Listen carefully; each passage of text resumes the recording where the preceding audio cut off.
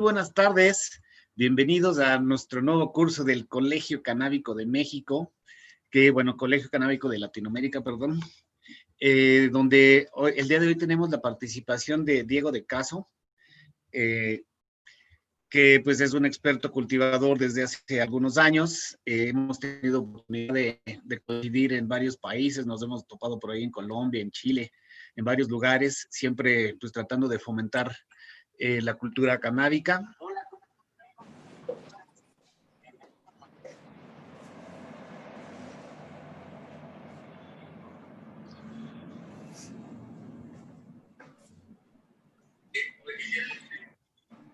Y bueno, pues reiteramos la bienvenida a Diego, que hoy nos va a compartir pues sus secretos, los secretos que ha adquirido, el conocimiento que ha adquirido a lo largo de todos estos años de experimentar con la planta de la cannabis y pues de una perspectiva bastante peculiar, ¿no? Entonces, pues le damos la bienvenida a Diego, que nos va a platicar de sus experiencias y va a compartir su conocimiento con todos ustedes y con todos nosotros.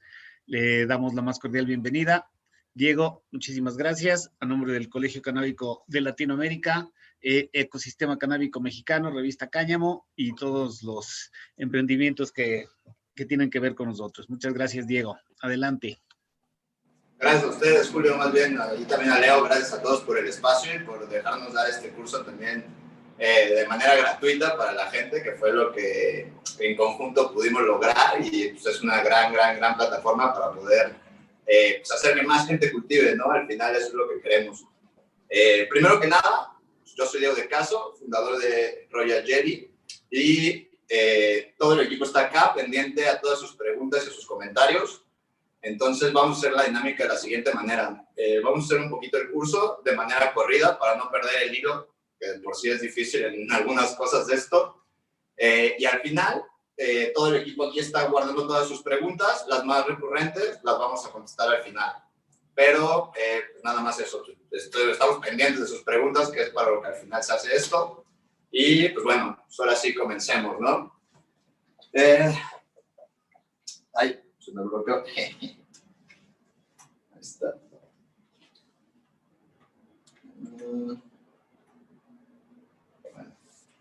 Ahí está. Bueno, primero vamos a empezar con lo más básico, ¿no? Que son los tipos de semillas. Entonces, son 3 tipos de semillas. El primero, semillas regulares. ¿Qué quiere decir esto? Quiere decir que dentro de las semillas regulares vamos a encontrar hembras y vamos a encontrar machos. ¿Eso qué significa? Las plantas de cannabis, al igual que nosotros, tienen sexos. Tienen hembra y tienen macho. El macho únicamente nos va a servir para lo que es la parte reproductoria. El macho es quien aporta el polen. Entonces, un macho, cuando comienza a sexar, empieza a verse así, de esta manera, en la que empieza a presentar estas bolitas en la parte de los nodos, y esas bolitas nos van a indicar que el sexo de esta planta pues, es macho. Esta planta se va a empezar a desarrollar, va a empezar a desarrollar esas bolitas, y esas bolitas van a empezar a abrirse y a generar polen. Ese polen, al final, es lo que va a polinizar a la hembra, y cada grano de polen que nuestro macho genera es un grano de polen que puede ir a un pistilo y generar una semilla en la hembra. Los machos, las flores macho, solamente producen polen, no se fuman. Eso es importante que se sepa. Si ustedes tienen un macho en su casa, a menos que estén tratando de hacer semillas, no es conveniente que lo mantengan vivo. No puede cohabitar sin polinizar a la otra planta si están florando ambas. Entonces es importante que aunque le tengan mucho cariño a su machito, pues lo maten. Ahora, la planta hembra tiene un aspecto en el cual tiene algo que se llaman pistilos, que lucen como pelitos despeinados, estos pelitos blancos. Y todos esos pelitos son los receptáculos del polen. Al final, cada uno de esos pelitos puede ser tocado por un grano de polen y convertirse en una semilla. La planta, conforme se va desarrollando, va generando esta estructura, va engrosándose, y al final, pues, terminamos con lo que es la flor hembra, que es la que nos podemos fumar. Si en este proceso no hubo ningún tipo de polen, la flor simplemente no va a tener semilla, y eso va a hacer que nuestra flor sea óptima para poder fumarse. Al igual, si estamos buscando hacer semillas regulares, vamos a necesitar un macho de semilla regular y una hembra. Con esto vamos a poder seguir haciendo semillas y podemos cruzar de esta manera las genéticas. Un poco más adelante hablo de eso. Y está, bueno, el segundo tipo de semillas, que es la semilla feminizada, que son las semillas en donde ya no existen machos. Todas las semillas son de sexo hembra. ¿Esto por qué sucede? Esto sucede por un proceso químico que se realiza cuando apenas se van a realizar las semillas, y esto se hace con 2 plantas hembras. Como no hay una planta macho involucrada, simplemente toda la descendencia van a ser plantas hembras. Esto, pues, ¿en qué nos ayuda? En que justo nos va a ahorrar el espacio, nos va a ahorrar los nutrientes, nos va a ahorrar la luz de todo un espacio que podría estar ocupando una planta que no sabemos si es macho o hembra. Entonces, generalmente la gente que ocupa semillas feminizadas es porque o no tiene espacio en su casa o no quiere hacer el gasto en nutrientes, en luz, en todo esto, ¿no? La diferencia, pues básicamente se hace en regulares, nos van a salir machos, en feminizadas nos van a salir puras hembras. Este es un ejemplo de una carpa con puras semillas feminizadas que está orientada a producción. En este caso, por eso eligieron usar feminizadas, porque no querían perder ni tiempo, ni espacio, ni dinero en machos. A ellos únicamente les interesa producir flores, no les interesa producir más semillas, no les interesa tampoco guardar las genéticas, no les interesa más que producir flores, y es por eso que ocupan todo el espacio del tent con puras semillas feminizadas.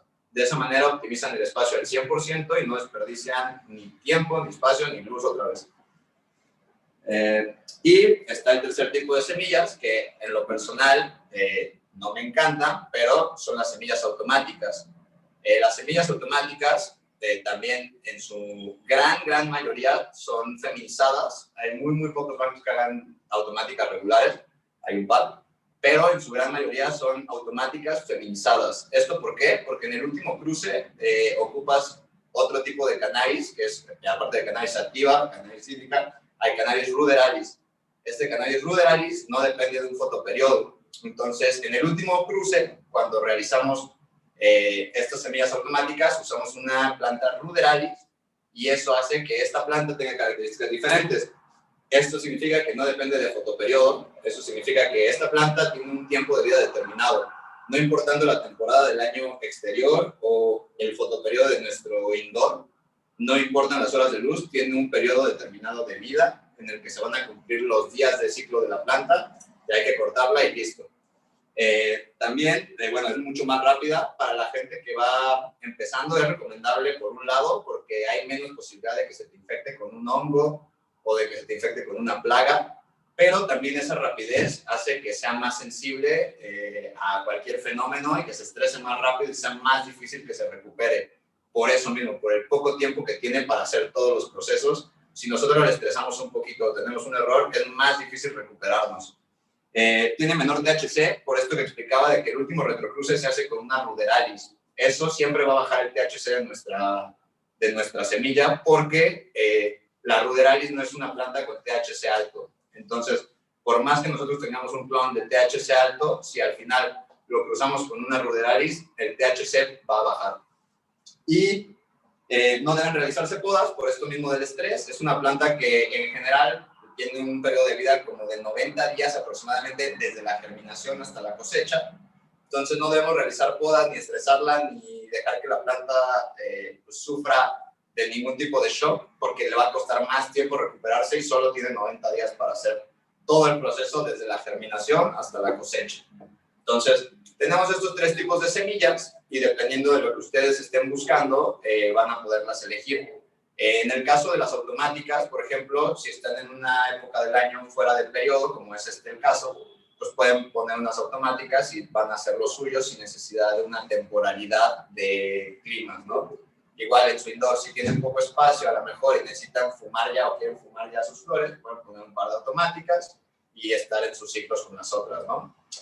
Hasta el medio paso la derecha y manda saludos a Tehuacán, a Querétaro, a Colombia y a Chile. Ok, gracias a todos por vernos, igual de Chile, Colombia, de todos los países que nos están viendo, mil gracias a todos por seguir. Y bien pronto vamos a estar por allá, justamente el lanzamiento que tenemos ahora, que anunciaremos en diciembre, vamos a estar por allá por esos países. Gracias a todos por vernos. Saludos a Juan también. Y bueno, lo que sigue es, ahora eso fue un poco introducción a las semillas. a qué semillas elegir de acuerdo a lo que estás haciendo, ¿no? Pero está la otra opción, que es clones. Siempre podemos elegir clones o tener una plantita madre de la cual saquemos clones, y con esto empezamos ya con clones, no siempre de semilla. ¿Cuál va a ser la diferencia de esto? Si empezamos con clones, tenemos una estabilidad genética al 100%. ¿Por qué? Porque podemos tener una planta madre permanentemente en vegetación. Eso significa tenerla en fotoperiodo de 18:6. Ahorita un poquito más adelante lo explico. Pero tenemos nuestra planta madre y le vamos a ir sacando cortes cada tanto. Esos cortes van a ser copias idénticas genéticas de la mamá. Entonces, con esto nosotros tenemos una estabilidad genética permanente. Eso significa que siempre va a ser la misma plantita. Estas plantas madres tienen un tiempo de vida también de degeneración, entonces es por eso que es importante también a veces tener cruces y todo esto, ¿no? Pero bueno, si tenemos una planta madre que puede durar 10 o 20 años en buenas condiciones realmente. Tenemos también la gran facilidad de reproducción, que es eso, sacar esquejitos, que si necesitas 30 esquejes, puedes tener una plantita de este tamaño y sacas las 30 ramitas y llenas tu indoor con esos 30 esquejes de la misma genética que sabes que ya qué genética es y que es una producción estable. Y también otra cosa es que hay unas genéticas como la Girl Scout Cookies o hay otras genéticas por ahí que solo están disponibles en forma de clon. Entonces, pues de esa manera también si queremos a fuerzas hacer esa genética y no hay semilla, pues podemos conseguir un clon, lo hacemos una planta madre y de ahí generamos nuestro stock de clones para tener pues lleno nuestro indoor de la misma plantita varias veces y poder tener pues nuestro indoor lleno de la misma plantita, pero que sea la misma en todo su... pues en todas las plantitas, ¿no? El mismo clon en todas las plantitas. Y ahora, de semilla, las ventajas de empezar de semilla, sobre todo son mayor producción. Es por eso que hay gente que está orientada a producir flor, que siempre empieza desde semilla. ¿Por qué? Porque la planta, cuando empieza desde semilla y no es un clon, siempre tiende a producir más. Después también tienen resistencia a enfermedades. Cuando es una planta desde semilla, tienen una mayor resistencia y un mayor vigor para resistir a enfermedades o patógenos. Es por eso que también mucha gente prefiere siempre empezar de semilla. Y también dependiendo de la calidad de las semillas, es que tan estables o variadas serán. Es por eso que es importante que vayan con bancos que dediquen un trabajo a estabilizar, si es que se están dedicando a producir flores, o que se fijen en qué tipo de banco es donde están comprando las semillas, si es un polihíbrido o qué están comprando para saber qué están haciendo. Al final, pues hay dos corrientes de bancos, una es la estabilización y otra es la cruza y innovación. Entonces, pues las dos son para cosas diferentes. Lo importante es solamente fijarnos en eso, ¿no? Si estamos produciendo flor, pues buscar lo más estable y lo más igual para que todo nuestro cultivo sea de la manera más similar y homogénea posible. Y también pues está la otra, que si estamos buscando a lo mejor una planta madre que nos guste mucho a nosotros, busquemos una planta recién cruzada en la cual hay muchos fenos y ahí podemos elegir que a nosotros más nos guste, ¿no? Sin necesidad de que sean todos iguales o que sea una planta ya muy probada o que pues esté muy vista, podemos elegir algo nuevo que desarrollemos. Después, esta es la parte de cultivo, que es la más interesante. Vamos a ir como por encimita de todas las etapas, pero pues es una parte como una introducción muy rápida para que cualquier persona que nunca ha tocado una semilla pueda cultivar o se animen a cultivar. El primer paso, como este tutorial ya lo mostramos, si quieren ver este tutorial, igual está ahí en nuestro Facebook, pueden checarlo las veces que lo necesiten. Para germinar, lo primero que necesitamos es un vaso de agua limpia. En este caso pusimos destilada y con pH 6.0, porque es lo que nosotros hacemos. Cada quien puede hacerlo como mejor le parezca su técnica, pero en este caso nosotros recomendamos agua destilada y con pH 6.0 para germinar, que les repito es como lo hacemos nosotros. Vamos a llenar un vasito normal, rojo o de cristal, de agua limpia. Asegurarnos de que el vaso esté desinfectado para que no tenga ninguna bacteria. Yo uso vasos rojos por eso, porque los desecho. Entonces, simplemente lo llenas de agua, tiras las semillitas y van a flotar. Esas semillitas las vamos a dejar flotando en el agua durante 12 horas. Después, vamos a sumergirlas con cariño y cuidado, una por una, para que se sumerjan hasta el fondo. Una vez en el fondo, vamos a dejar las semillas ahí entre 12 y 48 horas. Yo más o menos las dejo entre 24 y 48, pero hay gente que las deja menos. Esto sobre todo ayuda a semillas que son más viejas. Algunas, las cáscaras ya están más duras o los sensores de germinación son un poco más difíciles de activar, así que esta creemos que, bueno, no creemos, nosotros bajo experimentos fue la manera de mayor rango de germinación que tuvimos para semillas viejas, y entonces esta es la técnica que seguimos usando. Entonces 12 horas flotando, las sumergimos y las dejamos de 12 a 48 horas. Una vez que las sumergimos, las vamos a sacar de ahí y las vamos a poner en toallas húmedas o servilletas. En México sí, servilletas. Vamos a poner una servilleta húmeda, no mojada, muy importante, no mojada. Y vamos a poner las semillas en medio. De esta manera metemos la servilleta doblada en dos con las semillas en medio dentro de una bolsa Ziploc nueva, por favor, nueva. Otra vez, por cuestión de las bacterias, es muy fácil que en un medio así se desarrolle un hongo o cualquier cosa. Entonces, de preferencia, entre más esterilidad tengamos en los procesos, más éxito vamos a tener también. Ponemos las semillas dentro de la servilleta dentro de la Ziploc, y este Ziploc la vamos a dejar dentro de un topper o dentro de la misma Ziploc en un lugar seco y oscuro. Y después de esto vamos a dejar las semillitas ahí en paz durante 48 a 72 horas hasta que las volvamos a revisar. Las pueden revisar incluso contra la luz, no es necesario que las abran, y ahí pueden ver si ya tienen las colitas desarrolladas. Nosotros nos vamos a fijar que las colitas ya tengan de 1 a 3 centímetros para poderlas pasar a tierra y que esa colita que va para abajo siga desarrollándose a manera de raíz y ya la plantita salga para arriba. Entonces vamos a fijarnos, y cuando las plantitas tengan de 1 a 3 centímetros las vamos a sacar de esas bolsas para plantarlas. Y una vez que esa plantita está emergiendo, solamente vamos a mantener húmeda todo el tiempo la tierra con un aspersor. Nosotros recomendamos mucho que sea con un aspersor y no regado directamente, por lo que puede ser muy violento para la plantita tan bebé, regarla directo. Nosotros lo hacemos todo el tiempo con aspersor, y es porque también en la parte de los estomas, que es la parte de abajo de las hojas, también la plantita constantemente está tomando agua.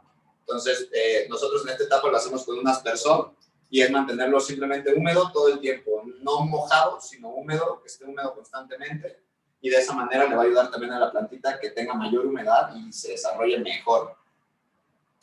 Y esto es como la plantita queda. Aquí, como pueden ver en la última, la ponemos con la raíz que desarrolló de 1 a 3 centímetros viendo para abajo, va a crecer la plantita, y de esta manera se va desarrollando hacia abajo y hacia arriba, ¿no? Y esta parte que les comentaba es la parte de las hojas, la parte de abajo, recuerden eso.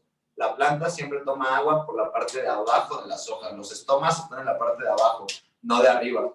De arriba no sirve de nada más que para aumentar humedad, pero por donde toma los nutrientes y el agua es por abajo. Entonces es importante que cuando estemos humedeciendo lo hagamos también por la parte de abajo de las hojas. Y bueno, después de la germinación sigue la siguiente etapa, que es la vegetación. La vegetación es una parte clave de todo esto, porque es donde vamos a preparar a la planta para lo que va a ser la flora. Y generalmente la flora refleja si fue una vegeta sana, o si la vegeta tuvo deficiencias, o si la vegeta tuvo algún problema. En la flora viene a notarse después. Entonces, para la vegeta, sobre todo, pues tenemos que ser cuidadosos con la salud de la planta. La vegetación consiste en 18 horas de luz y 6 de oscuridad.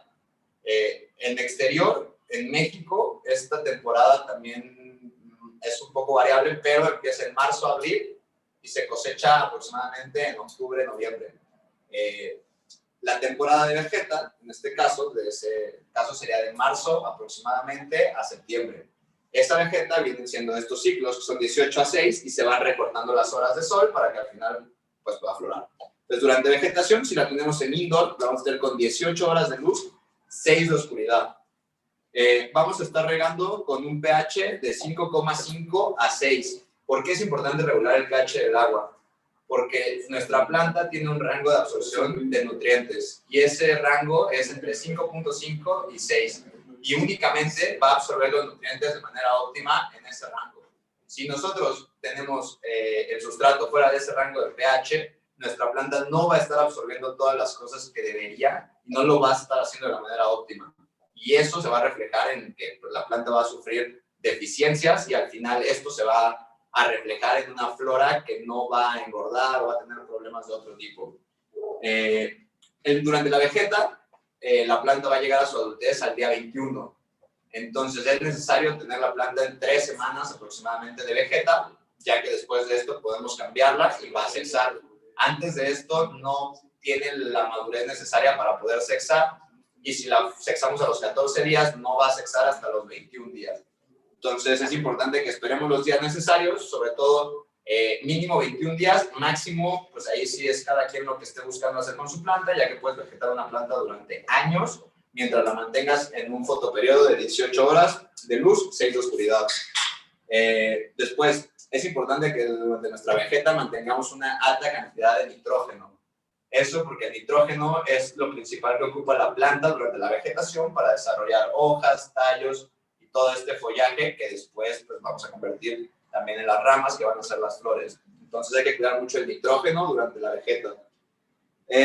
Y bueno, en esta etapa se debe comenzar a entrenar o hacer las podas pertinentes. Una de las preguntas que más me hicieron que tenían que explicar era una de las podas. Ahora la voy a explicar, y esta poda se comienza a hacer desde la vegeta. Desde que la planta es pequeña, vamos a empezar a darles las estructuras para poder hacer plantas más resistentes y que carguen más peso, ¿no? Ahora, la temperatura ideal durante la vegeta es de aproximadamente 24 a 26 grados. Esto, pues simulando un poco las condiciones también exteriores, aunque en lugares obviamente de mayor calor, pues digo, no hay muchas más maneras de controlar el clima y la planta se va adaptando un poco, pero si los podemos tener en las condiciones ideales, sería entre 26 y 24 grados y un 60% de humedad. Esto únicamente en vegeta. ¿Por qué? Porque la planta otra vez está tomando agua por todos lados, está necesitando humedad y está desarrollándose. Entonces, en flora vamos a bajar esa humedad, pero durante la vegetación, entre más cantidad de humedad haya, a la planta también le beneficia, sin llegar a excesos, ¿no? Ahora vamos con lo de las podas. Bueno, esta es una plantita en vegeta, normal, donde todavía podemos apreciar que no tiene ningún tipo de pistilo. Eso, pues, nos indica que está en vegeta, ¿no? Este tipo de podas se debe hacer durante la vegeta todavía y no durante la flora. Por eso mismo, porque vamos a empezar a preparar a la planta con una estructura. Entonces, esa estructura se la vamos a empezar a hacer desde pequeña. Este corte es llamado corte apical. Lo que va a consistir es que tenemos una punta y la vamos a cortar para que se haga 2 puntas. Y de esas 2 puntas vayan saliendo otras 2 puntas. Así sucesivamente para que la planta cree una estructura con mucho mayor soporte.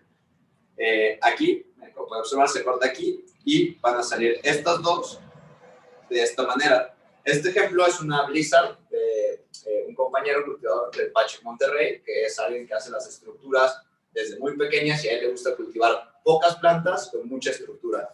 Entonces, me prestó estas fotos para que se las enseñara, en las cuales pueden notar que aquí empieza un tallo y aquí ya hay 2 plantas, digamos, 2 ramas.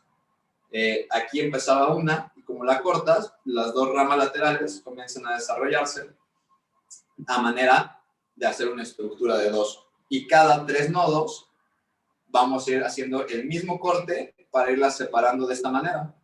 Y de esa manera, cada 3 cortes vamos a separar en 2 ramas más, hasta llegar a 8 o 16 puntas, según queramos florar. Miren, esto va adquiriendo estructura. En realidad esto es muy práctico para el autocultivo, también por eso lo quería mostrar, porque pues justo si queremos tener pocas plantas en casa y una buena producción de esas plantas, hacerles este tipo de estructuras o de amarres es una muy buena solución para aumentar la producción. Aquí podemos observar cómo tiene no más de 10 macetas y tiene full el espacio, poco a poco, junto con las estructuras. Simplemente va abriendo las plantas a manera de que vaya llenando su carpa. Y después de esto, posteriormente, flora de manera de esto, 4, y llena la carpa de esta manera. Esta foto es de floración, pero quería que estuviera acá para no perder un poco el hilo de lo que estábamos viendo de las estructuras y de cómo con pocas plantas, pero con una buena estructura, podemos llenar la carpa y tener una producción completa. Ahora sí, vamos a la floración. Para no perder el hilo de eso, lo que vamos a hacer es, tenemos nuestra plantita en vegeta en 18:6 y le vamos a indicar que flore. ¿Cómo le vamos a indicar que flore? Cambiando el fotoperiodo a 12 horas de luz, 12 horas de oscuridad. También algo que es un buen tip es cortar el nitrógeno. El nitrógeno es, como les comentaba, el principal nutriente para la vegeta. Entonces, cuando la planta recibe un shock de corte de nitrógeno, también empieza a detectar que empiezan a cambiar las épocas y que es un momento de florar. Entonces, vamos con esos pequeños tips, vamos a ayudar a la plantita a que detecte que ya es un momento de florar cuando nosotros queramos que flore. Sobre todo en el interior, con el switch de luz le vamos a indicar que es un momento de florar. Aquí vamos a tener, como les comento, 2 horas de luz, 2 horas de oscuridad. 64 a 77 días de floración aproximada es el tiempo que tardan las genéticas en florar. Esto es muy subjetivo. ¿Por qué? Porque cada genética es diferente y además de cada genética es diferente, cada planta es diferente. La única manera de tener certeza de que de verdad estamos en el punto exacto de corte es tomar una lupa o un microscopio y checar los tricomas en el punto de oxidación. Y ese punto de oxidación va a depender enteramente de ustedes. Si les gusta mucho más hacia el efecto psicoactivo y sobre el THC, o si les gusta ya más oxidado y les gusta un efecto más sedante, dejarlas oxidar un poquito más. Pero la única forma real de la que vamos a poder tener certeza de que es momento de cosechar es checando con un microscopio el tricoma. Es la única manera. Nosotros, como bancos de semillas y la gente que hacemos esto, generalmente ponemos también un tiempo aproximado de semanas de floración porque es lo que nosotros dejamos a esa planta florar o lo que ya estudiamos que es el tiempo de floración de esa planta o esa genética. Pero siempre son aproximados. Yo les sugiero que siempre vean el tricoma para saber cuál es el punto exacto. Después, el pH del riego vamos a subirlo un poquito. En Vegeta lo tenemos en 5.5 a 6 y aquí lo vamos a subir de 6 a 6.5. Eso de nuevo, porque los nutrientes de los que requieren el rango de absorción, en este caso que son fósforo y otro tipo de nutrientes, se encuentran entre el 6 y el 6.5. Después, también la temperatura, la ideal es 26 grados, pero en este caso vamos a bajar la humedad. Esto sobre todo para evitarnos algún tipo de hongo, botrytis o cualquier tipo de pudredumbre en la planta, que es más fácil que en este momento en donde la flor ya es densa, dentro del cogollo almacene algún tipo de bacteria o de algún tipo de microbio y empieza a generar algún hongo. Entonces, vamos a tratar de tenerla en una humedad más baja, sobre todo para controlar eso. Aquí pongo el ejemplo todavía de las plantas que mostraba hace rato del Pache Monterrey. Miren, como pueden observar, tiene pocas plantas, pero tiene las estructuras muy bien hechas y lo que hace más bien es tener muy pocas plantas con la estructura desarrollada de 16 colas y a la hora de florarlas poder llenar la carpa de eso. Ahora, es importante también durante el día 21 de flora que se realice una poda en la cual nosotros limpiemos toda la parte de abajo de esas ramas, de nodos y de florecitas, porque toda esta flor que está en la parte baja de las ramas solamente nos va a consumir energía y luz que no nos va a servir al final para hacer flores densas. Si nosotros quitamos toda la parte donde inician las ramas, vamos a concentrar en las puntas la floración, que es donde las flores se vuelven densas y se vuelven realmente valiosas, donde la luz les da para poder hacerse densas. Entonces vamos a tener esta parte podada, nosotros hacemos el día 21 exactamente, hay gente que lo hace alrededor del día 21, nosotros otra vez, la idea de esto es compartir lo que hacemos, entonces nosotros al día 21 hacemos esta poda en la cual la planta queda pues bastante pelona de hojas de sol, le quitamos todas las hojas de sol y le quitamos los nodos, una cuarta de nodos desde cada rama, pegada al tallo, desde cada rama una cuarta de nodos. Y después, poco a poco, miren, esto ya es después, esto es 7 días después me parece, la planta misma va llenando de hojas de sol y de cosas, todo otra vez. Entonces es importante bueno, que vean que no es como que lo pueden y no vaya a crecer otra vez, pero es importante hacerlo en determinados momentos y no estresar o lastimar a la planta de más, porque entonces sí vamos a hacer que la planta se detenga más a curarse a sí misma o a hacer otras cosas que realmente a la energía de la floración. Y bueno, aquí está otra vez el ejemplo de cómo terminó ese indoor para que se den un poco idea de cómo pueden tenerlo. Al final, dense cuenta y son muy pocas plantas. Cualquiera puede en su casa tener esa cantidad de plantas sin preocuparse mucho por el marco de legalidad. Y es lo que al final también queremos apoyar, que pongan sus plantitas, que lo hagan, así sean 2, así sean 3, que las pongan. Creemos que el autocultivo es lo que va a hacer la salida de muchas cosas y entre más gente lo hagamos, mejor. Y este es un gran ejemplo de cómo tener pocas plantas en casa y hacerlo de una manera en la que puedas abastecerte a ti mismo sin tener que recurrir a más. Después de la floración, viene un proceso que es importante que se realice en el cultivo, que es el flush o lavado de raíces. ¿Por qué se realiza el flush o lavado de raíces? Porque durante todas estas semanas, mínimo 6, 7 semanas, estamos nutriendo durante floración a la planta con nutrientes para floración. Entonces, todas estas cosas que le estamos aportando las va almacenando la planta o el sustrato en su caso. Todo esto se queda almacenado ahí y es importante que nosotros nos deshagamos de todos esos restos para que la planta al final quede de la manera más limpia y sea la medicina más limpia posible en cuanto a todo sentido, ¿no? Acá esto es un ejemplo, por ejemplo, la ceniza es un indicativo de cuando hay un buen lavado de raíz. Es uno de los indicativos, no siempre tiene que ver con eso, pero es uno de los indicativos. El flush se debe de realizar 15 días antes de que cosechemos. Teniendo planeada nuestra fecha de cosecha, 15 días antes nosotros vamos a hacer un lavado de raíz. ¿En qué consiste el lavado de raíz?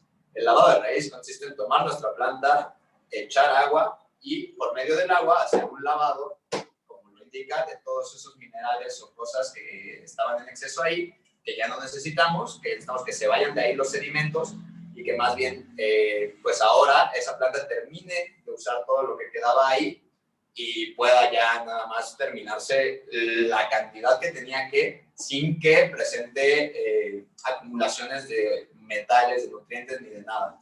¿Cómo vamos a hacer esto? Vamos a agregar la mayor cantidad de agua posible. Justamente antes de esto le hablé a la persona que a mí me enseñó a hacer el lavado de raíz, que es el Chascón, la persona con más copas en Latinoamérica, y le pedí justo algunos tips para compartirlos con ustedes, que si tenía alguna cantidad de litros de agua, el pH, algunos tips. Simplemente me dijo que lo más importante era que se usara la mayor cantidad de agua posible. ¿Por qué? Porque si hacemos los cálculos otra vez y estamos agregando constantemente 3 litros de agua a nuestra planta cada 2 días, agregamos una cantidad muy grande de nutrientes y de otras cosas cada riego. Entonces, si al final usamos 30 litros de agua, no vamos a limpiar absolutamente nada. Lo que se hace realmente para un buen lavado de raíz es dejar correr el agua durante 30 minutos o más por planta y de esta manera tener una saturación real de lo que es el sustrato y poder tener una depuración real de todo lo que se quedó ahí en cuanto al sustrato. En cuanto a la planta, lo que se recomienda es estar usando enzimas durante todo el cultivo. Estas enzimas lo que van a hacer es justamente estar degradando toda esa materia que se está quedando ahí en la tierra y que no debería estar ahí. Eso lo hacen semana a semana y eso facilita que a la hora del lavado de raíz sea mucho más ligero. Ahora, otro tip que también me dio y que me parece que cuando lo hicimos, él lo hizo en Barcelona y después posteriormente yo lo hice con él en Chile, experimentos de polaridad del agua y del pH, que era mejor si hacer el lavado de raíz con agua de osmosis inversa o con agua de llave. Y basado en nuestra experiencia encontramos que era mejor usar el agua de llave directa por la polaridad que contiene esta agua, ya que al pasar el agua a través de este sustrato y tener la saturación, esta agua al llevar polaridad tiene mucho mayor magnetismo para llevarse todos los metales, todos los componentes que estaban ahí pues atorados, ¿no? Y con el agua de osmosis inversa le cuesta un poco más trabajo al agua arrastrar ese mismo desecho, porque el agua de osmosis inversa ya no lleva polaridad. Tú la tienes que recomponer con minerales como calcio y magnesio. En este caso, el agua que viene de la llave ya tiene minerales y ya tiene polaridad. Entonces, por eso recomendamos que solo durante el lavado de raíz se use agua de la llave que contiene pues estos elementos, ¿no? Y es por eso, simplemente son pruebas que hicimos y que basadas en lo que hicimos, la electroconductividad que entraba y que salía con una y la electroconductividad que entraba y salía con otra, fue mucho más fácil lavar la planta con agua dulce de llave. Entonces es un tip que pues ahí les podemos dejar de eso. Bueno, y en cuanto a qué ayuda esto, no ayuda solo a tener ceniza blanca y a que te veas como que sabes cultivar. En realidad ayuda a que la planta de verdad se limpie de todos los metales y de todas las cosas que no deberían estar ahí acumuladas y esto poder tener una medicina más limpia en todo sentido. En especial si tenemos pacientes inmunológicamente deprimidos, es importante tener estos procesos bien checaditos para que no hagamos más daño a esos pacientes con otras cosas o con residuos de las flores o con cositas que se puedan ir ahí, ¿no? Bueno, este es un ejemplo nuestro de flush en el que podemos observar esta genética es Pineapple Express. Podemos observar que la maduración de los pistilos no es total, no es café totalmente todavía, pero en las hojas ya presenta una coloración amarilla y de deficiencia total de nutrientes, en las cuales pues eso va demostrando que el flush está bien hecho, ¿no? Esto probablemente era 3 días de cortar la planta, entonces ya estaba en un punto prácticamente de cosecha. Simplemente era pues eso, ¿no? Checar el punto del tricoma y ver exactamente en dónde nos gustaba, pero el flush ya indicaba que estaba pues bastante limpia la planta. Aquí es la misma, pero más abajo, lo mismo, los tonos, ya en lugar de ser tonos verdes o intensos, son mucho más amarillos, es mucho más desvaneciendo la planta, los colores, y eso nos va indicando que estamos realizando un buen lavado de raíz. Por acá, miren, tengo, este es un slurricane, feno verde que teníamos, haciéndose también el lavado de raíz. Vean cómo amarilla totalmente las hojas y se va notando ese amarillo en toda la planta, ¿no? Es súper importante que comentar que por genética hay genéticas que tienden más a ser difíciles de lavar que otras y hay que dedicarles más o menos tiempo. Entonces también eso es importante, que conozcan sus plantas y que pues si ya tienen los clones, sí pueden inferir cuáles plantas toman más trabajo que otras de lavar, ¿no? Y pues la última parte, que es la cosecha, bueno, no la última parte viva, que es la cosecha, que es la parte en donde ya vamos a cortar nuestra plantita, que después de haber pasado los días necesarios, de haber checado el tricoma y que nuestro tricoma esté en el punto de oxidación en el que hay que cortar, vamos ahora sí a cosechar.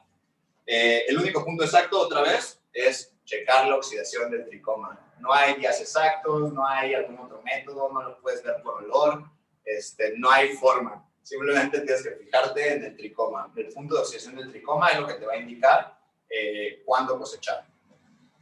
Después, lo que nosotros recomendamos también es cortar de un solo corte y colgar boca abajo. Esto sobre todo porque la humedad se va a mantener de una mejor manera si solo haces un corte y voltear la planta, va a tener toda esta parte de ramas y de hojas y de otras cosas que van a ayudar a que se deshidrate lentamente, porque no tenemos prisa. Si ya esperamos 6 meses, pues podemos esperar unos días más. Entonces, no tenemos prisa. Esta parte de las ramas y todo esto va a ayudar a que se vaya deshumedeciendo lentamente y que la flor nos quede en un punto óptimo. Después vamos a dejar secar 7 a 10 días boca abajo nuestras plantitas hasta que nuestras ramitas hagan snap. Literalmente se llama snap point, o le decimos más bien snap point, y es ese punto en donde la ramita ya se quiebra sola, ya no, como es cáñamo, lo van a poder ver, cuando no está lista todavía, tú la puedes doblar, pero las hebras de cáñamo no se rompen, y cuando ya está seca y está lista, simplemente se van a romper y va a sonar snap. Entonces por eso se llama snap point. Y algo que es importante es que los primeros 3 a 5 días sequemos con una humedad de aproximadamente 40%. Esto significa una humedad menor.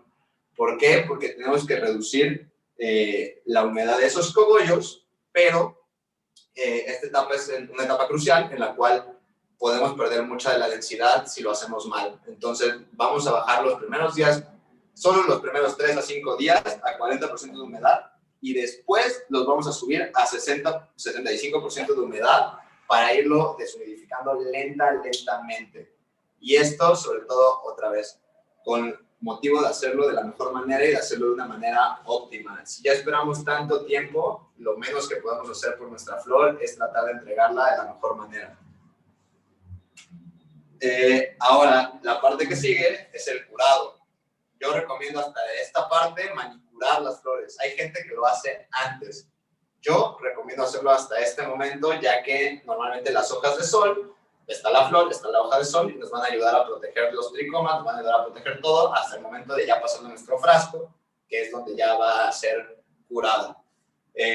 Bueno, manicurar y pasar las flores primero, que es que cuando nuestras ramitas ya se rompen, ya podemos manicurarlas. Vamos a pasar esos cogollitos a frascos, como aquí se ven.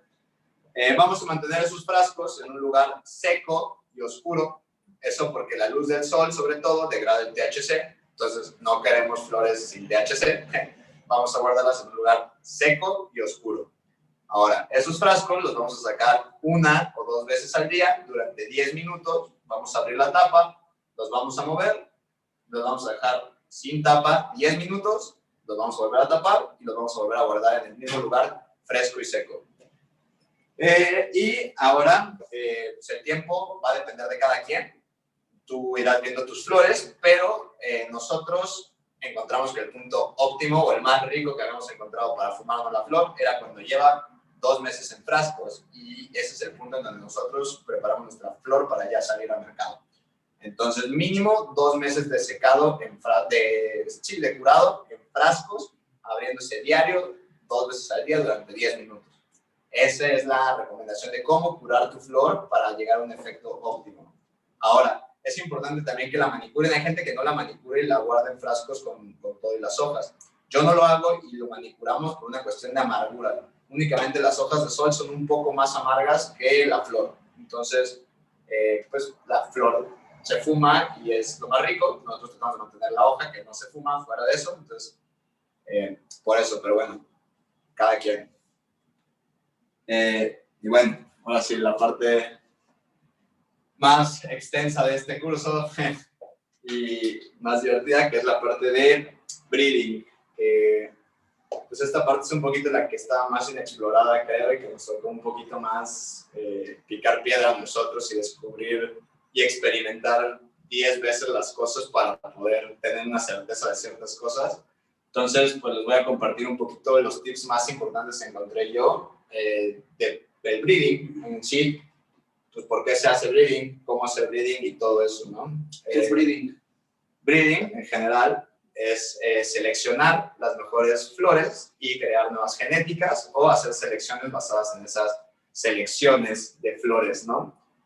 Como lo dice, pues, bueno, no lo dice acá, pero breeding es lo mismo, me faltó bueno, pero que sería creador de genéticas.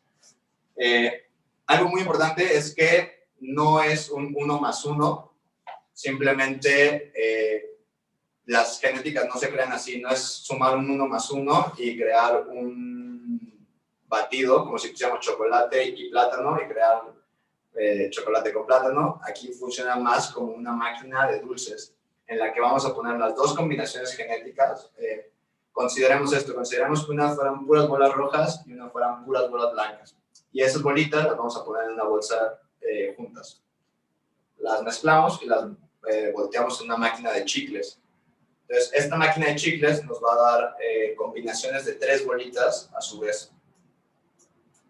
Entonces, aquí viene lo divertido. El breeding no es meter en una licuadora plátano, chocolate y sacar el batido. Aquí la cosa es esa. Vamos a tener todas las combinaciones posibles en todos los órdenes posibles de esas combinaciones.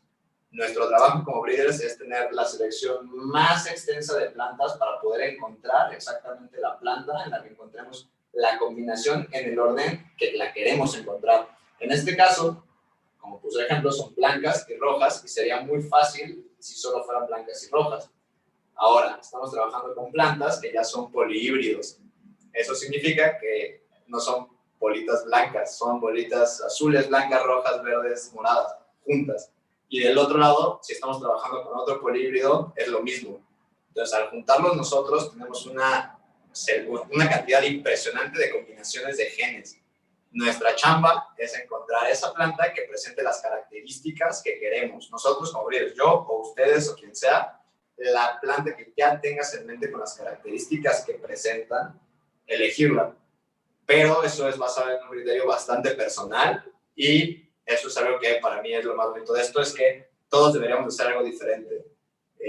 Creo que lo que a mí me gusta es muy diferente a lo que le gusta a cualquier otra persona, entonces pues deberíamos de cada quien tener nuestros criterios y nuestras propias genéticas, sino no ir sobre las mismas, y es por eso que también nosotros no subimos mucho las genéticas con las que trabajamos para pues, hacer que precisamente la gente trabaje con las genéticas que ellos quieran, no con lo que nosotros trabajamos las nuestras, sino que ya trabajen con nuestras genéticas o con las suyas que les gusten a ustedes. Al final esto es un mundo muy, muy, muy extenso y como les comento, no es blanco y negro, es un mundo muy, muy, muy amplio. Entonces, dentro de esa máquina de chicles que nosotros vamos a meter opciones, como breeders vamos a poder sacar las millones de opciones que queramos, pero es importante tener el rumbo hacia donde lo queremos llevar. Las buenas selecciones se hacen en cantidad. Ese es el tip más importante que me dieron a mí para poder hacer genéticas y seleccionar genéticas. Las buenas genéticas se hacen en selecciones de cantidad. ¿Por qué? Porque otra vez, cuando ponemos muchas genéticas, bueno, muchas plantas de la misma genética, más de 1000 plantas de la misma genética, podemos ver de verdad todas las expresiones de las flores, todas y cada una. Y entonces, de verdad, seleccionar algo de una manera que sea superior a las demás, por una de las características que nosotros estemos buscando. Pero la cantidad hace que podamos tener un criterio de selección mucho más amplio y mucho más real con las expresiones fenotípicas de cada una de las genéticas que estemos trabajando. Entonces, lo que yo recomiendo es eso, que si van a hacer una selección, lo hagan de la mayor cantidad de plantas posible. Y ahora, pues, ¿en qué nos vamos a basar para seleccionar? Eso sí es inmenso. Podemos hacer olor, sabor, resistencia a hongos, producción, colores, estructura, efecto y un sinfín de cosas. Aquí van a ser criterios más bien del proyecto que estemos haciendo o de lo que estemos buscando tener. Al final a mí me ha tocado hacer proyectos que son, por ejemplo, eso, para hacer resistencia a hongos, ¿no? En la selva de Colombia, el proyecto no era enfocado a terpenos, a olores o a que fuera visual, sino a que la planta fuera mucho más resistente a estos hongos. Entonces, ¿qué se hacía? Pues poner una muestra de miles de plantas y irlas estudiando poco a poco. Las que fueran presentando contaminación de hongos, se iban descartando esos clones y al final, pues únicamente una pequeña muestra de las plantas quedaba limpia de hongos, se volvían a hacer pruebas con esas plantas y se hacían plantas más resistentes cada generación. Y pues para este momento ya las plantas que tienen ahí son súper resistentes a hongos y son súper resistentes ya al clima propio del Cauca. Pero eso tomó una adaptación y eso fue un proyecto enfocado a eso, a resistencia patógena de hongos. Entonces, pues es lo importante, ¿no? Que decidamos desde un principio a dónde queremos llevar el proyecto y también si queremos hacerlo para un mercado, escuchar al mercado y ver qué es lo que ese mercado está esperando al final de esas flores o de eso para poder trabajar proyectos concretos y no simplemente pues hacer cosas que no tengan un sentido claro, ¿no? Miren, aquí pueden notar lo que les comentaba de que es importante que si van a hacer producción desde semilla, sean semillas que tengan la certeza de dónde vienen. En este caso, por ejemplo, aquí pueden notar que son todas homogéneas, todas son igualitas y van en el mismo desarrollo.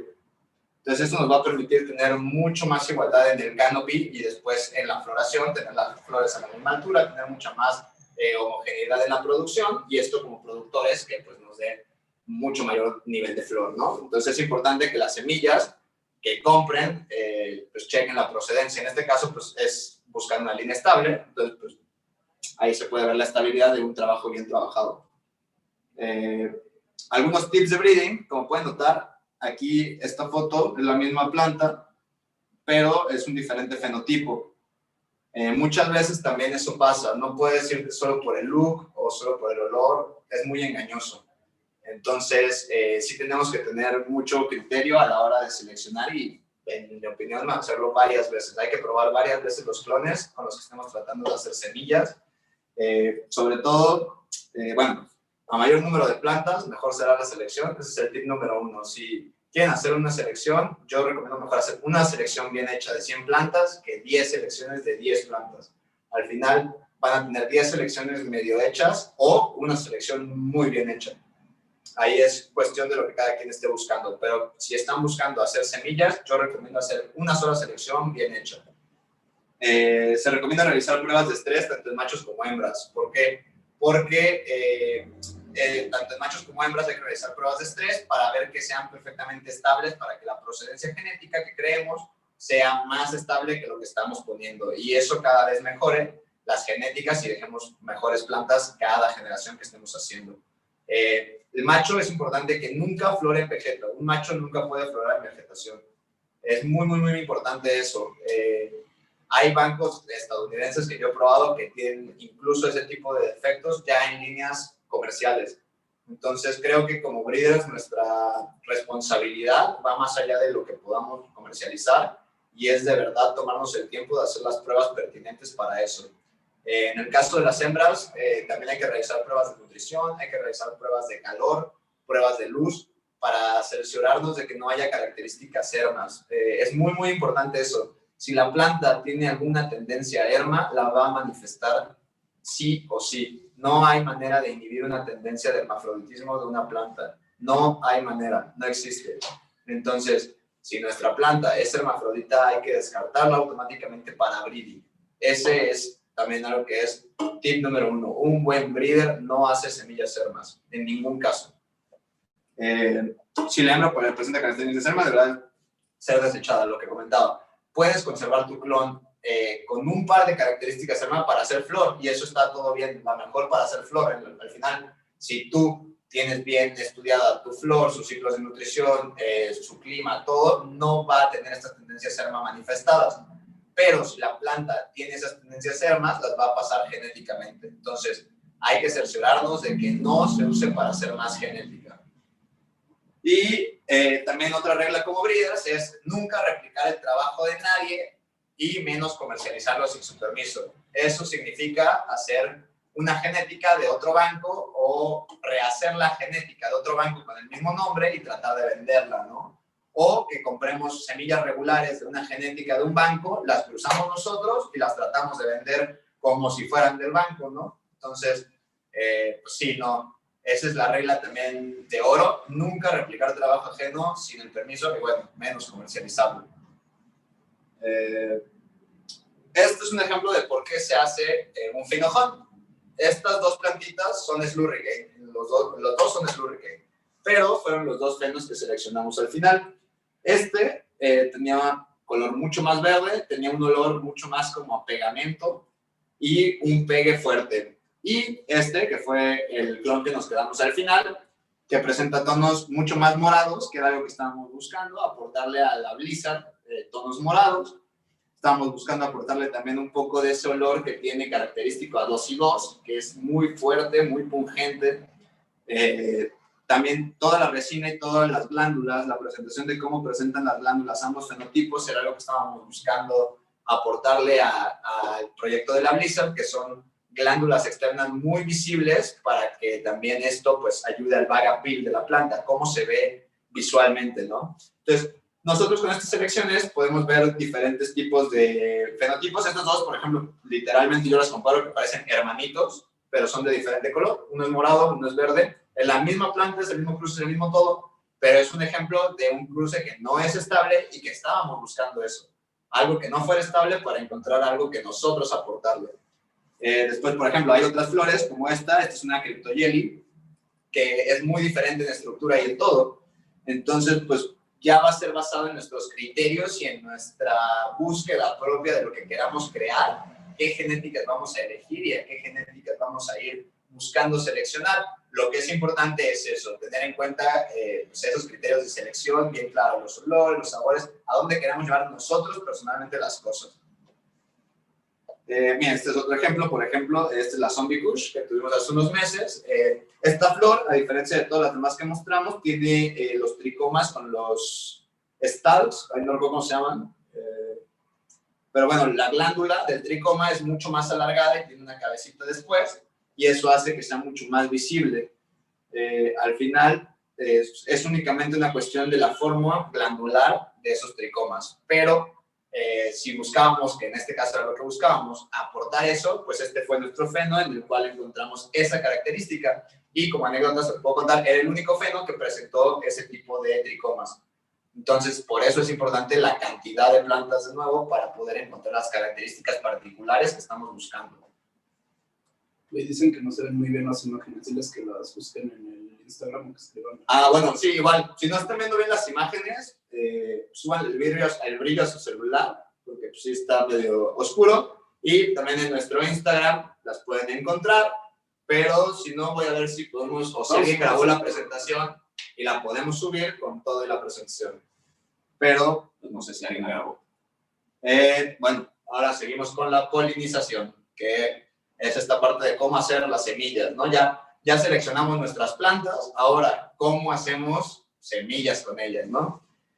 Pues bueno, ahí van los tips de Jelly para polinizar. Se recomienda que se realice en las primeras 4 semanas de la hembra. Esto para que sea una hembra joven y la planta sepa que va a ser dedicada a hacer semillas. O sea, que sus nutrientes se ocupen en hacer semillas viables y fuertes. Esto se recomienda en las primeras 4 semanas. Después, el macho debe de florarse antes. Ese es un tip de oro que me dio a mí Juan Vaz en Uruguay. El macho se flora antes para que el polen esté perfectamente maduro cuando sea el momento de la hembra. Entonces vamos a tener que tener dos dents. Uno en el que tenemos a nuestro macho o de donde vamos a sacar nuestro macho y otro que es donde vamos a tener nuestras hembras y vamos a florar tiempo después del macho. Después, otro tip importante es que el agua inhibe el polen. Esto significa que si están en contacto con una planta macho o una hembra con polen, inmediatamente después de estar en contacto con ellas se metan a bañar y con eso van a hacer que el polen se desactive, deja de tener efecto con el agua. Una vez que el polen se moja, deja de funcionar.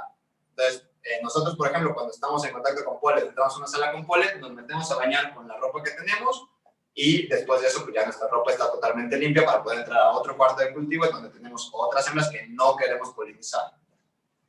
Y las semillas se forman a partir de cada grano de polen que cae en cada pistilo. Eso significa que cada pelito blanco despeinado que ustedes ven en su plantita puede ser una semilla si la toca un grano de polen. Entonces, pues son muchísimas semillas y es muy fácil que se les polinice una planta si tiene un macho y una hembra. Otra vez, si no queremos hacer semillas, no tengan machos. Si quieren hacer semillas, es la solución. Y cada granito de polen va a ser una semilla en cada pistilo que toque. Bueno, esta es una foto de nuestra última polinización. No sé si se vea ahí. Van a estar disponibles en el Colegio Canábico Diapositivas. Ah, sí. Bueno, esta es una polinización de exterior. Como podemos notar, también se pueden hacer de manera indoor o exterior. También esto va a variar un poco la semana, sobre todo de gestación de las semillas. En interior somos un poco más exactos, siendo en exterior un poco más dependientes del periodo, ¿no? Pero bueno, estas son nuestras semillas en exterior que también se pueden realizar. Estas son semillas de interior. Miren, aquí es una parte en donde todavía están inmaduras, todavía no llegan a la parte de la madurez donde ya se ven cafés, pero ahí se pueden apreciar un poco cómo tú puedes ya ver que se formaron semillas dentro de tu polinización. Algunos tips de conservación de las semillas es que el primer filtro de las semillas para ver si son viables es por peso, tamaño y color. De esa manera nos podemos dar cuenta muy fácilmente si nuestras semillas son viables o si ni siquiera son viables. Muchas veces dentro de estas polinizaciones, muchas de las semillas no alcanzan a madurarse como se deben y por eso presentan un color blanquizco y un peso menor. Entonces, separamos nuestras semillas como primer filtro por el peso y el color. Después, una vez separadas las semillas perfectamente formadas y viables, deberán conservarse en un lugar fresco y seco. Es bien importante que las tengan en un lugar seco. ¿Por qué? Porque las semillas justamente pues, se germinan con agua, ¿no? Entonces, entre más seco esté el lugar y más fresco, mejor. Y la temperatura de conservación óptima es de 6 a 8 grados y 30% de humedad. Eso es más o menos en lo que está un refrigerador de casa. Entonces, podríamos guardar nuestras semillas en bolsas Ziploc perfectamente cerradas para que no entre humedad, no entre nada. Las guardamos en nuestro refri si no las pensamos usar. Una vez que las saquemos del refri, la misma semilla va a percibir el cambio de temperatura y va a empezar a activar algunos de sus, de sus mecanismos de germinación, de sus sensores de germinación, y cuando toque el agua ya va a haber activado el primer sensor, que es pasar del frío del refri a la temperatura ambiente, y después de la temperatura ambiente a activar el del agua. Esto va a facilitar, otra vez, que germinemos mejor nuestras semillas y tengamos más viabilidad de semillas, sobre todo viejas o semillas difíciles de germinar. Y bueno, la última parte de esto, y que es la parte que más nos enorgullece haber logrado, porque hasta donde tenemos entendido nadie lo había logrado en nuestro país, entonces es la parte de investigación que más nos enorgullece. Bueno, es la parte de las semillas feminizadas, cómo hacer semillas feminizadas. Y es muy fácil. Primero, necesitamos 2 plantas hembras. ¿Por qué? Porque de ahí es donde no interviene un gameto macho, simplemente puros gametos XX de una planta, gametos XX de otra, y la procedencia genética, toda tiene gametos XX, lo que significa que es hembra toda la procedencia. Ahora, hay 3 formas para revertir. Una es por luz. Otra es por sobremaduración. y la tercera es por plata. Nosotros hicimos experimentos con las tres y las tres funcionan. Podemos decirles que las tres funcionan.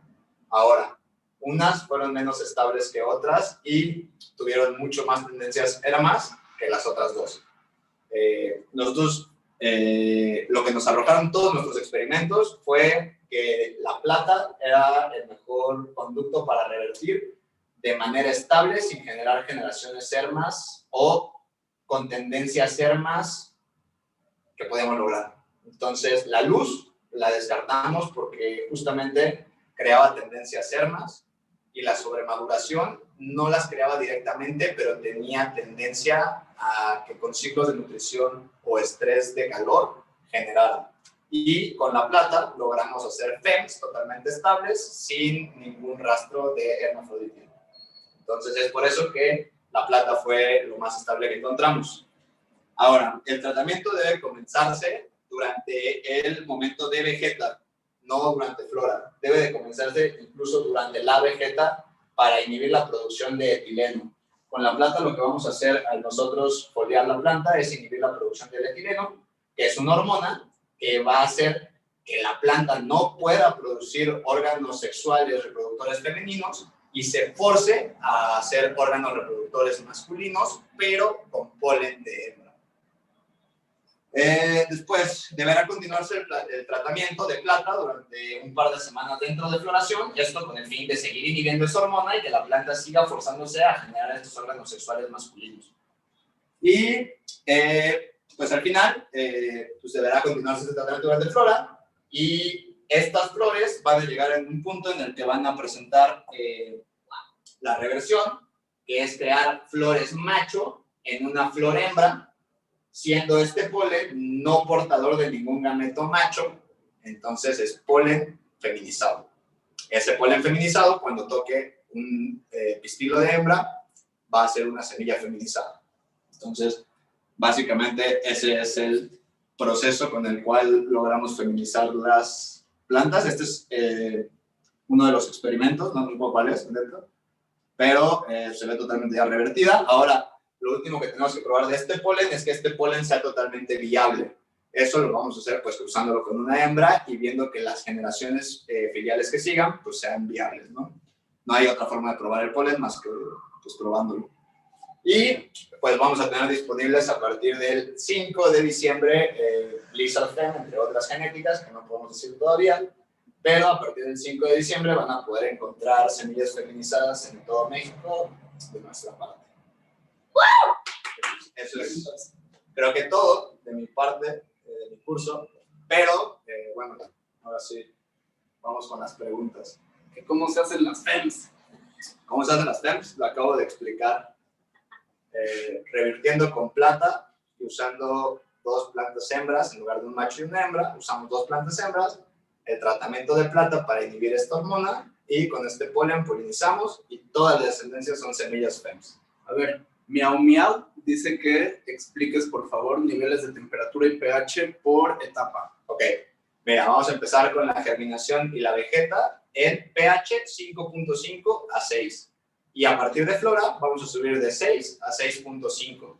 Y la humedad siempre va a ser más alta durante la vegeta. ¿Por qué? Porque en la flora hay que cuidar, como les mencioné, toda esta parte de los patógenos y los hongos y la humedad los propicia. Entonces, durante la floración hay que reducir la humedad al 40% aproximadamente. Durante vegeta yo recomiendo 60%, durante flora la reducimos al 30, 35, 40%. Como aquí pregunta José Vázquez, ¿cómo seleccionas al macho? ¿Cómo seleccionas al macho? Buena pregunta. Es una súper buena pregunta. El macho normalmente se puede seleccionar con un par de criterios. Hay machos que llegan a tener olor. El macho también llega a presentar resina. Sobre todo, estructuras. Las estructuras es en lo que puedes ver un macho. Pero, como preguntas, es un poco difícil seleccionar un macho cuando estamos buscando plantas hembras. Es por eso que a mí, en lo personal, busqué el desarrollo de las FEMs. Cuando tú cruzas una hembra con otra hembra, el resultado es mucho más cercano a una hembra. Cuando tú estás haciendo con un macho, es un poco más jugar a la lotería. Y esa es la verdad. Tampoco hay mucha más ciencia detrás de eso. Es un poco ver las características de estructura, de olor, de color, de resina, pero cuando se manifiesta en el otro sexo, en hembra, es diferente. Entonces, es una gran pregunta y eso es uno de los grandes motivos del por cual me orillé a buscar hacer FEMS, para estar más cerca de los resultados que quería cada vez cruzando entre ellas. También preguntan varias personas, ¿cómo regulas el nivel de pH? ¿Cómo regulas el nivel de pH? Eso está bueno. Primero, para medir el pH de tu agua, vamos a necesitar un medidor de pH. Esto lo venden en cualquier grow shop o lo pueden pedir por Amazon. Se llama así, medidor de pH. Y vamos a introducirlo en nuestra agua de riego y nos va a dar las medidas de riego. Ahora, si estamos en nuestra casa y no queremos comprar ningún otro producto, lo podemos bajar con limón, lo podemos ocultar con limón y con ácido. Entonces, pues es una manera muy fácil. Ahora, si ya estamos en un cultivo un poco más profesional, las tiendas para cultivo venden productos que se llaman pH up y pH down, que con eso vamos a bajar o a subir, según sea el caso, el pH. Entonces, de esa manera vamos a regular el pH. Y es súper, súper importante, otra vez, los nutrientes tienen un rango de absorción entre 5,5 y 6,5. Es importante que nuestro sustrato siempre esté dentro de esos rangos para la óptima absorción de todos los nutrientes y que los pueda aprovechar. Sobre todo, esa es la diferencia entre plantas bien nutridas y plantas a medio nutrir. ¿Qué otra pregunta, chavos? Que si puedes explicar de nuevo lo del por qué hacer poda el día 21 de flora. Ok, la poda del día 21 de flora se hace por varias razones. Una es para reducir las hojas de sol en la planta. ¿Por qué? Porque estas hojas de sol van a estar tapando la luz que entra también hacia abajo. Entonces, reducimos las hojas de sol, reducimos la materia vegetal, que también hace que haya más aire fluyendo, tengamos menos problemas con los hongos. Y también esta poda lo que ayuda es hacer un shock hormonal en la planta, en la cual le indica también que hubo un suceso y la planta tiene que florar. Entonces, al activar esos shocks, nos ayudan también hormonalmente a las cosas. Por eso sugiero que solo se haga una vez, es el día 21. Porque si le estamos tocando, estamos afectando también las hormonas y otros ciclos de la planta que también afectan. Si lo hacemos un solo día, esto le da un boost hormonal que también la planta recibe y pues percibe que es el momento de hacer algo. Que si recomiendas el uso de enzimas y micorrizas. Sí, como lo comenté en la del lavado de raíz, recomiendo el uso de enzimas durante semana a semana para poder ir pues decatando todo lo que tenemos en el sustrato ahí acumulado. Semana a semana estas enzimas nos ayudan a deshacerlo, ya que la planta pues lo vaya consumiendo, ¿no? Y en el caso de las micorrizas, sí, también sugiero que las agreguen al sustrato. Esto porque las micorrizas son un hongo benéfico que van haciendo que la raíz se vaya encontrando entre ella mucho más fácil y desarrolle la materia, toda la masa radicular mucho, mucho más rápido. Ajá. Preguntan qué porcentaje de humedad recomiendas en floración y qué nutrientes recomiendas en floración. En cuanto a la humedad de floración, nosotros manejamos entre 30 y 40% de humedad en floración. Y en cuanto a los nutrientes, depende mucho. También esto va mucho más al gusto del grower, por eso no lo metí. Porque hay growers que se van muy al orgánico, hay growers que se van más a la producción mineral. Entonces no quería confundir mucho más a la gente. La parte de los nutrientes creo que será a título de cada quien, de lo que prefieras. Hay muy buenas opciones en el país y fuera del país, tanto de minerales como de orgánicos. El orgánico es un poquito más complejo, pero es mucho más rico. Y el mineral generalmente son menos productos de una manera más fácil, pero el sabor pues es menor que el orgánico. Y bueno, es importante también nosotros recomendamos usar las líneas completas de los productos y no combinarlas entre ellas para también no tener sobrefertilizaciones o problemas con los nutrientes por estar combinando líneas. Es importante leer estos productos y darnos cuenta de que no estemos agregando de más de uno, ya que puede hacer que se haga un bloqueo de nutrientes y ese bloqueo de nutrientes haga que nuestra planta ya no esté haciendo los ciclos como debería, no absorba lo que debería y no utilice los nutrientes como debería. A ver, esta es buena. Si se pueden cruzar entre FEMS, ¿para qué queremos machos? Pues si se pueden cruzar entre FEMS, ¿para qué queremos machos? Pues es una buena pregunta. En realidad el macho con una hembra aporta mayor vigor híbrido, pero sí es una pregunta pues buena. Yo personalmente prefiero hacer FEMS ahora por eso, porque tengo una procedencia más cercana, un rango más cercano de hacia dónde llevar las cosas y más rápidamente. Entonces, sí se pueden hacer entre FEMs, pero lo que pasa entre FEMs es que muchas veces esas FEMs, si no sabemos bien cómo las hicieron, tienen tendencia a ser más. Entonces, si tú sigues replicando tendencia a ser más de una FEM, solamente estás haciendo una porquería. Entonces, para eso tenemos regulares, para tener la certeza de que tu planta no tiene tendencia a ser más, básicamente. 3 preguntas más. Va. Y, perdón, que son 3. Y la A ver, primera, pues, voy a hacer tres respuestas más. Pongan en este momento todas las preguntas y las que más se repitan y ya vamos a cortar. y quieren que hables de cómo lograste la Blizzard, qué buscaste y cómo llegaste. Ok. Bueno, les voy a hablar de eso, que es la Blizzard, que es lo que nos ha llevado a estar por todo el mundo en este momento. Y pues lo que estaba buscando era eso. Nosotros hace 6 años más o menos hicimos una selección de Chocolow, que fue pues, el proyecto al que le dedicamos ese año, que queríamos hacer una sola selección bien hecha. Queríamos tener nuestra primera planta que pudiéramos producir a escala de una manera estable y que fuera realmente valiosa para producir.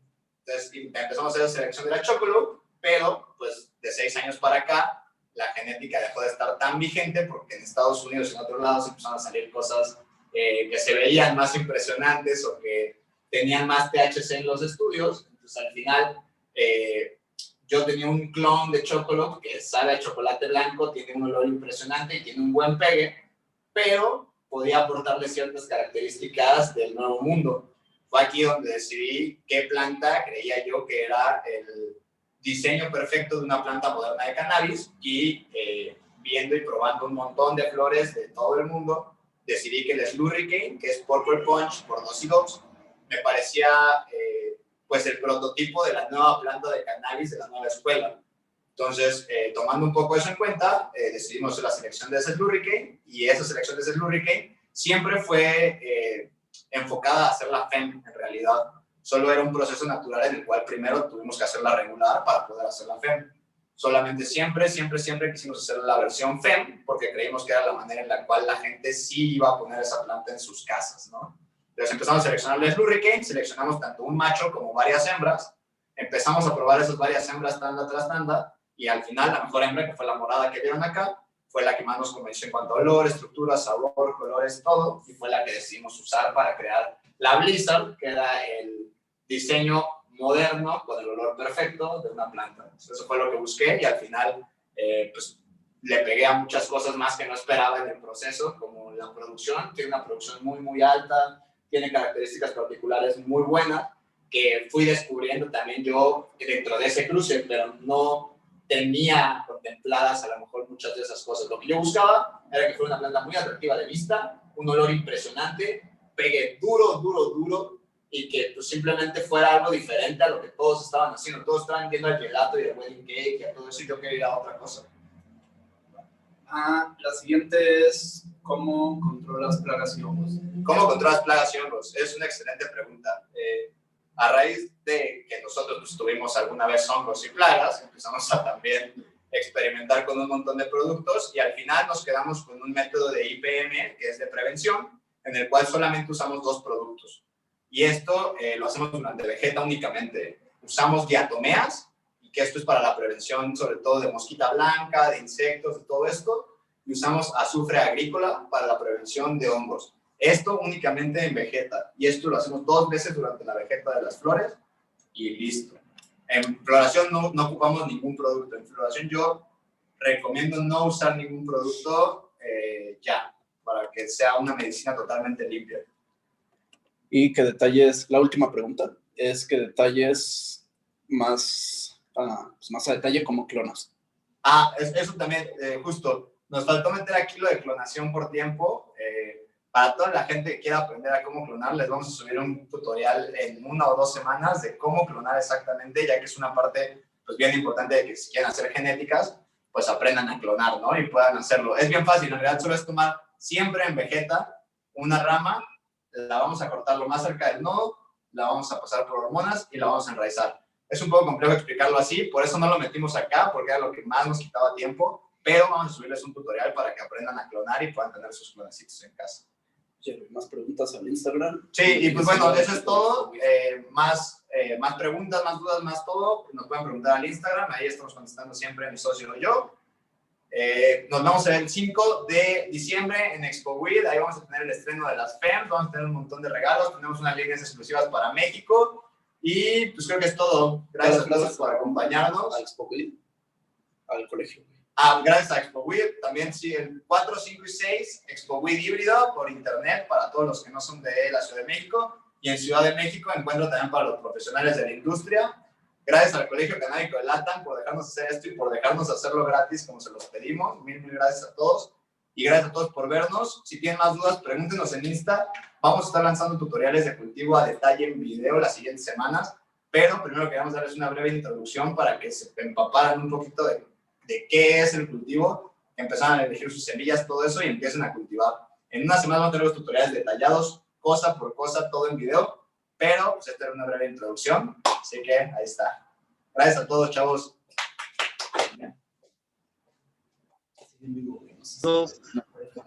Muchísimas gracias a Diego, muchísimas gracias a nuestros compañeros que compartieron hoy su conocimiento. Y pues en nombre del Colegio Canábico de México y de Latinoamérica, pues damos pues las gracias por su participación.